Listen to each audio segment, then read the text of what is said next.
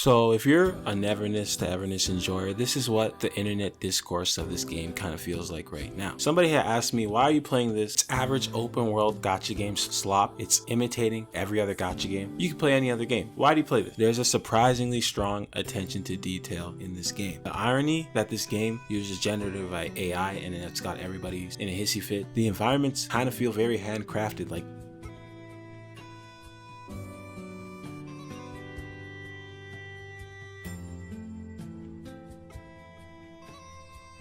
you'll see somebody walking their dog, posing for a camera. You'll see street performers, sports competitions, people running through the rain with their umbrellas. There's a lot of variety in the NPCs. Like, I'm not sure if they're doing that thing in a lot of games where there's clones of the same person, but I haven't noticed it. A lot of the NPCs feel very varied. Well, aside from the gangs, all the gang members look exact same, but the NPCs feel very varied. Tons of shops which you can access through your menu, or you can go out on the town and just randomly walk into a shop just to see what they're selling. The city feels very lived in. It's that small detail, that extra touch that makes you not feel like the world is completely empty, like in pretty much every other gacha game. Something I even noticed the other day is that a lot of the characters have unique dodge animations.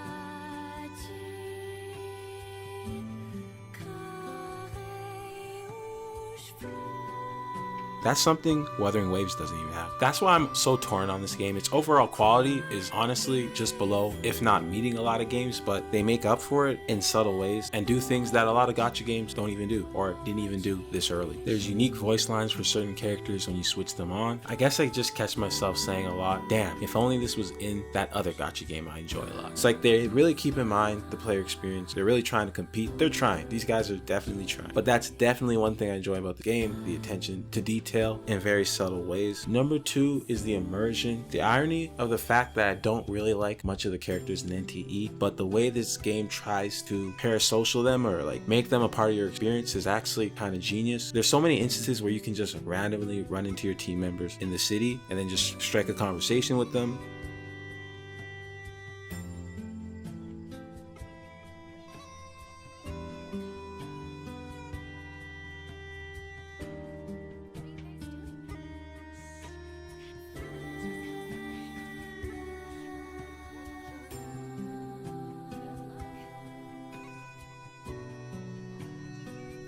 There's these hangouts, not really my thing. You can invite your teammates to drive with you in your car. You can ask them to move in with you. All this stuff would be cool if I actually cared about the characters. One random feature I found out is that if you take long enough to kill a boss, your teammates will randomly come to help you.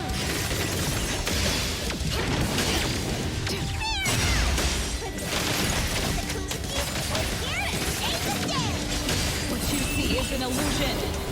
I don't really know the activation requirements, but your teammates will randomly come as CPUs to help you fight a boss. Maybe I had a skill issue and took too long to fight the boss, and that's the reason, but it was pretty cool nonetheless. I've had Mint come and help me. I've had Red Cat Kid come help me, and I've had Hattori come help me. And at one point I just started leveling my characters because it was getting embarrassing, but it's cool to see them come help me. Other games, other high quality games should definitely take this from this game. But even still, even though I'm not going to use most of these features whatsoever, I can admire another subtle detail. You know that annoying thing that a lot of these games do when they ask you to wait 3 days and 5 hours to just continue the quest like I was always doing? Well, this game like automatically skips time for you. Instead of having to go through my menu and, you know, mess with this clock, I can literally just press start, skip. Another thing, and this is probably one of Neverness to Everness strongest points, is the quality of life. One thing people take for granted in this game is the 1.0 experience for a lot of gacha games. Let's be honest, absolutely terrible in one way or another. And for me personally, NTE has had one of the more smoother 1.0 launches I've ever seen. The menus are smooth, even if they're pretty much a ripoff of Zenless Zone Zero. Why break what isn't broken? Their menus, like guys, if you ever play Tower Fantasy, the UI, absolutely garbage. Could not play that game. This UI compared to that UI, it's absolutely night and day. It's not comparable. It's short and quick to spend your energy. I've never had an issue with doing my dailies. You get what I'm saying. This game will probably go above your expectations in some way, shape, or form. Even the monetization, from what I'm seeing, has been pretty decent, at least for the level of quality and how big this game is. I